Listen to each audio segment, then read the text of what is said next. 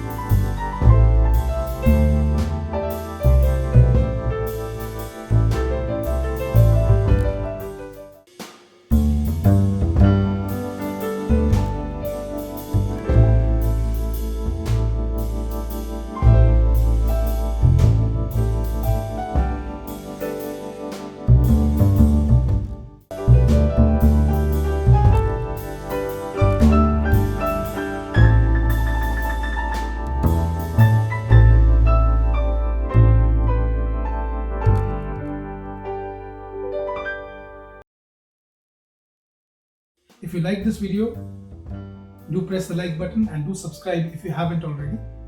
If you have any further questions for me, I'll be too happy to answer. Just leave a comment in the comment section below, and God bless you.